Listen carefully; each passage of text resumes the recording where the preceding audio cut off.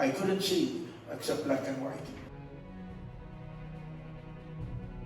I was involved in a car accident in Cachia 47 years ago.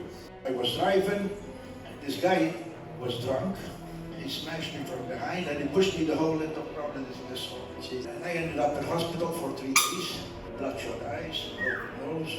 I had to go home after 3 days with giant dark glasses because my eyes were all bloodshot.